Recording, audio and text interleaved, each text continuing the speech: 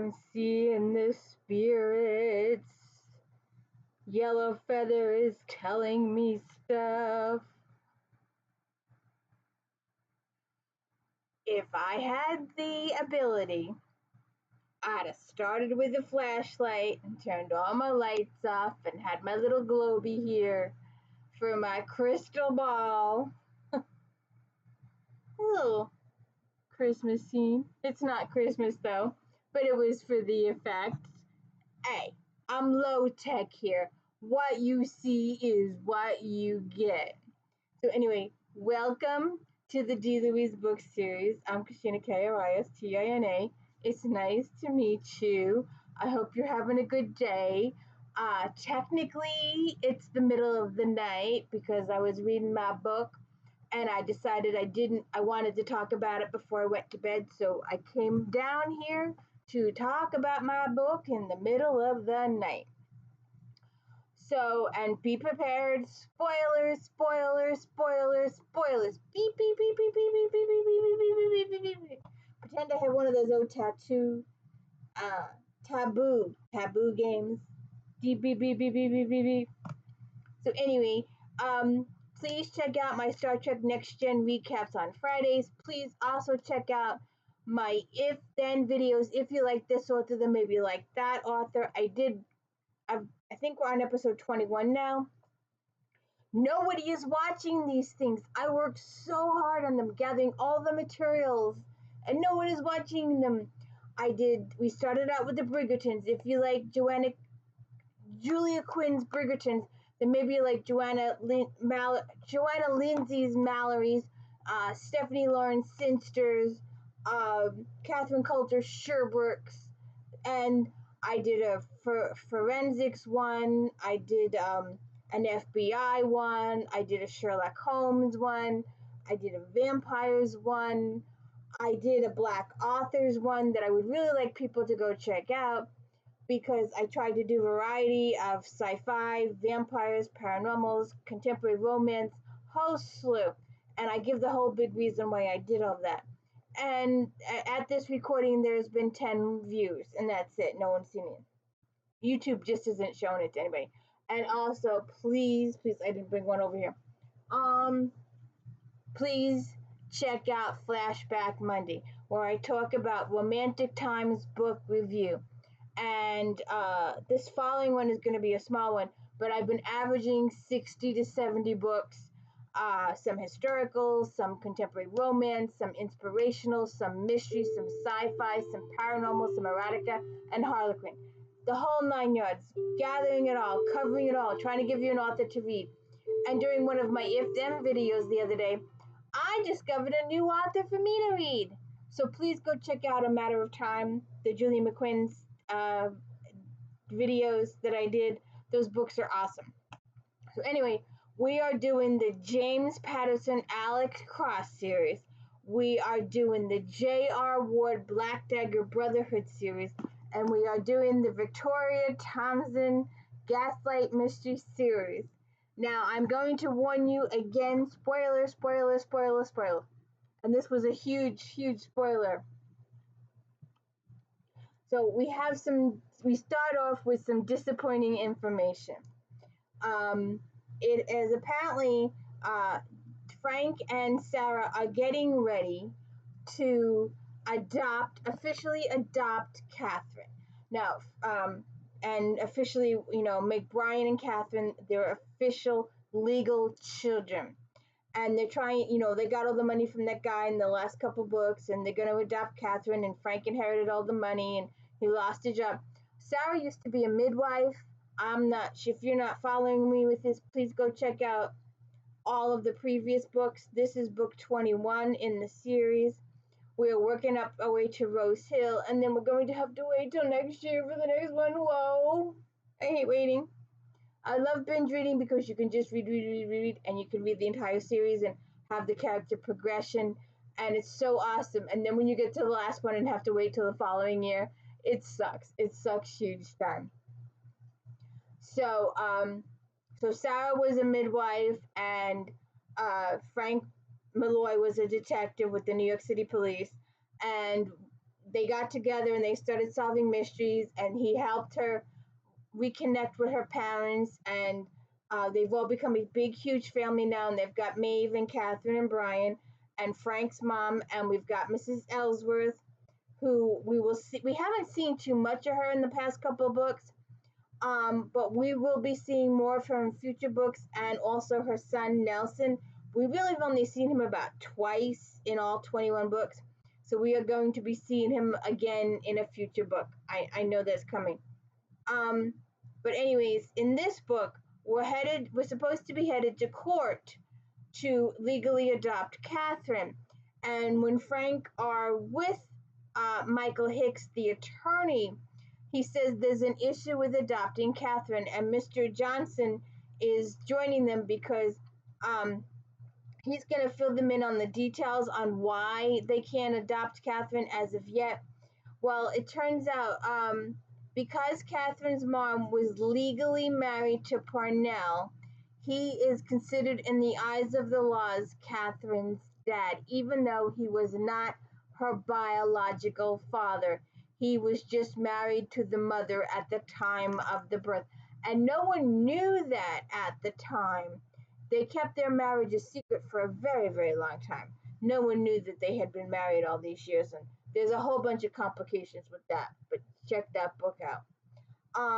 So then Catherine, because Sarah doesn't want to have to be getting up in the middle of the night anymore, because she's got a family now, and she doesn't have to support them just on her salary because they've got the money now. But Frank and her had this talk in the past couple of books. Frank decided that she needed to be involved. She needed to be involved in helping women. She needed a cause. She needed something.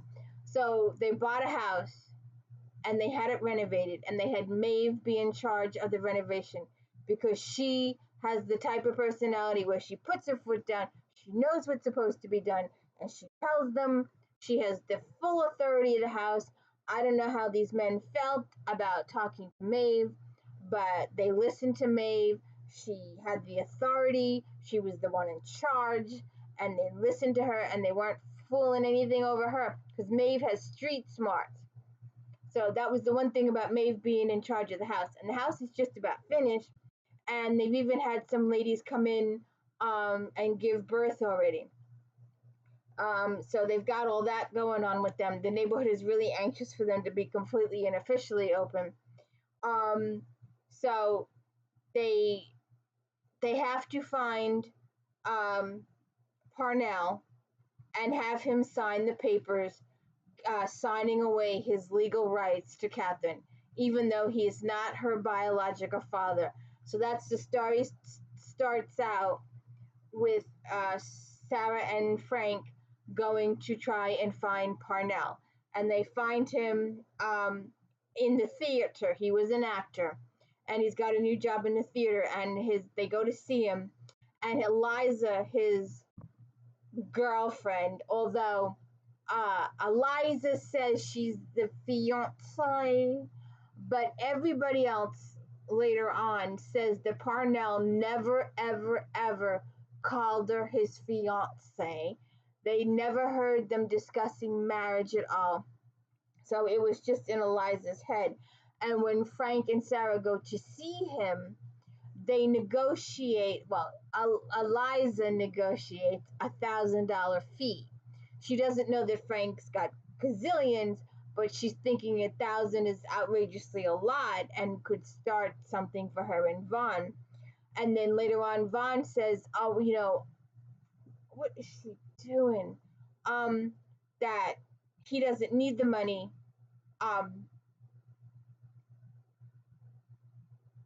What is that? What are they into? The girls are in trouble." So then we also see an old friend from book 11, Murder on Waverly Place, book 11. We find Serafina. And Serafina is a madam. She gives seances, which was the reason for my ball in the beginning, my little glass globe here.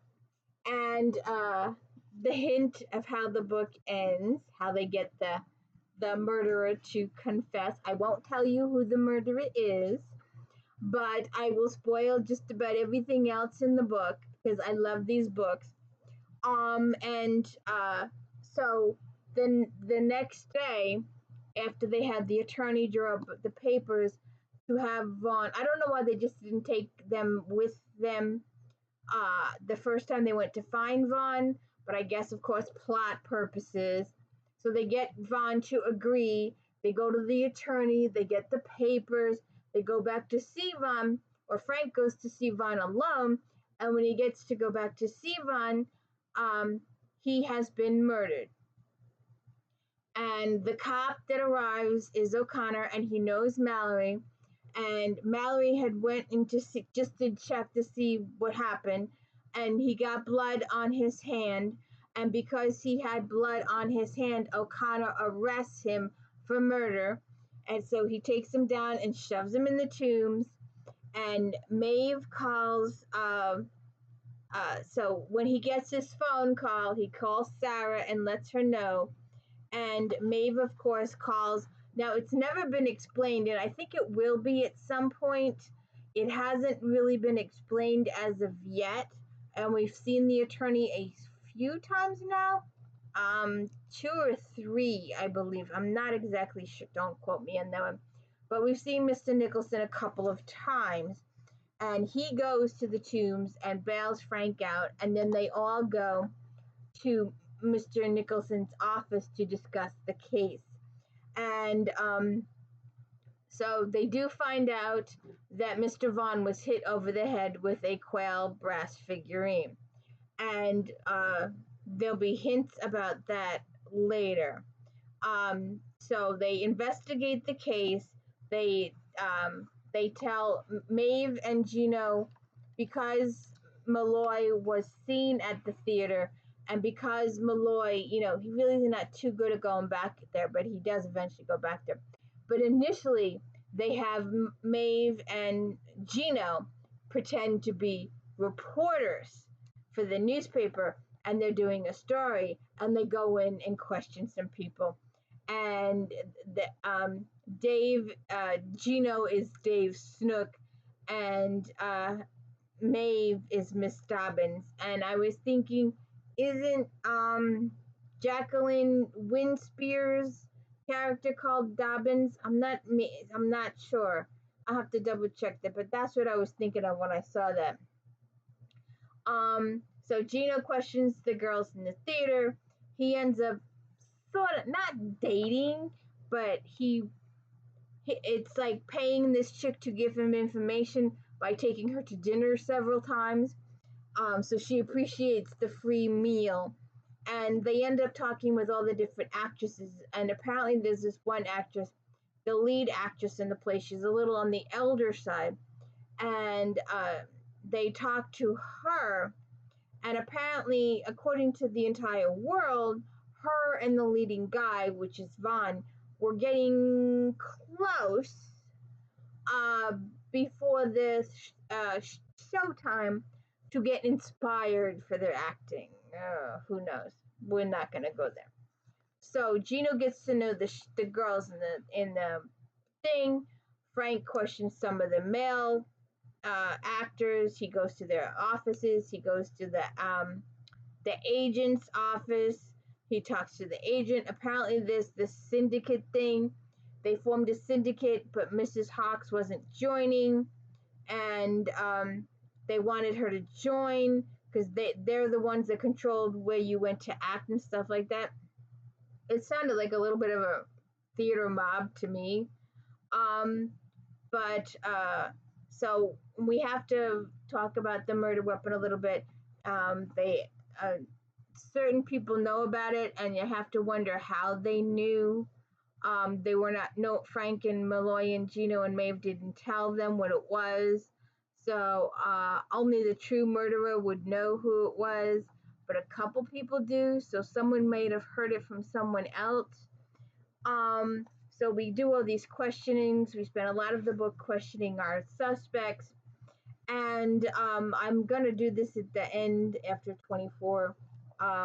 just do a short. I love Mrs. Ellsworth. I love her to death. She's great, and she comes up with this stuff.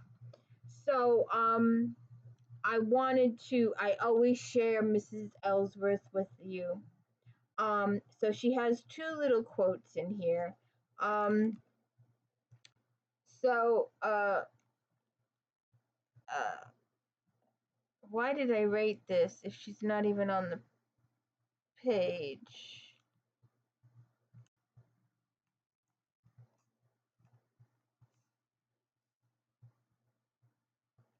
I'm confused. I wrote the wrong page number down. I have the wrong book. I have the next book waiting to show you after I finish this book. Murder on Union Square is our book here. So we have Mrs. Ellsworth. Um, Mrs. Ellsworth. So that was why Sarah had never seen magazines like that lying around. Mrs. Malloy gave them to gossip-loving Mrs. Ellsworth when she finished with them. Have you by any chance read anything about Adelia Hawks? Mrs. Hawks, she asked, and seemed to consider. She's quite famous, you know, so naturally one sees things written about her. She's one of the greatest actresses of our time. I was more interested in her private life, Sarah said. Oh my, you can't think she had anything to do with Mr. Vaughn's death, can you? We don't think we think someone close to him is the killer, Sarah said. So the more we know about people, the more we're likely to find out about him or her. Of course, I see, of course, and I would like to help in any way I can. Let me think. My memory isn't what it was. You know, I've had much to think about with Nelson, and did I tell you I broke a needle yesterday? That's a sure sign of a wedding. I thought Nelson and Theda had already set a date. Nelson was Mrs. Ellsworth's only child. They have, of course, in November, because married in veils of November mist. Fortune your wedding ring has kissed. But I'm just saying a broken needle is a sure sign of a wedding, so that proves it. So then they talk about uh, the theater person. And then Mrs. Ellsworth reveals that uh, Mrs. Hawks wore a turban. And she says, oh dear, I wonder if she knows it's bad luck to wear a peacock feather on stage. It's the eye, you know. The eye? Yes, the peacock feather has an eye on it, or at least it looks like an eye. People think it's an evil eye, so they don't wear peacock feathers on the stage. In addition to never mocking her, Sarah never bothered to dispute any of Mrs. Ellsworth's superstitions either. She wasn't wearing it on stage, so she probably knows about the superstition.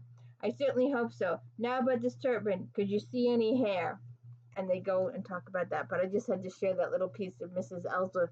We don't see too much of Ellsworth in the book. So they talk to people. There is a second murder. I got an itch. And then Sarafina, our madam, decides to she had offered a seance earlier in the book, and at the end of the book they finally decide to take her up on it, and they hold the seance, and lo and behold they get a confession. So to find out who killed Parnell Vaughn and what happens, you will have to read Murder on Union Square. And I will just have to add this little extra part. I love Miss Thompson's notes at the end. Some of them get really informative in the next couple of books. Oh, especially in the she does another series, the conf the conf the con the Confederate I can't why can't I the counterfeit series. Um, so regular readers of the Gaslight Mysteries will recognize several characters in this book who have appeared in previous Gaslight Mysteries. Serafina Strapface made her debut in Murder on Waverly Place and Parnell Vaughan in Murder in Chelsea. My thanks to my real-life Gaslight fan Bill Johnson, who wrote me a thoughtful letter explaining why Frank and Sarah could not legally adopt Catherine. The information he shared with me gave me the idea for this book, which is one reason I love hearing from fans. If I made any legal errors, they are the result of my inadvertent misinterpretation. Union Square was the original heart of the theater district in New York City, eventually spreading to Broadway in 1896. Charles Frohman and 5 other theatrical managers and booking agents met and organized all the theaters they owned or represented into a national chain, marking the beginning of the theatrical syndicate. The syndicate operated until 1910, when competition from the Sherbert brothers, who started collecting actors instead of theaters, gave smaller theaters the motivation to organize themselves, ending the syndicate's hold on American theater. So check it out. Ah, Book 21, Murder on Union Square. And please check with me later in the week for Murder on Trinity Place and my to be read James Patterson Double Cross and J.R. Ward's The Beast, and my new one,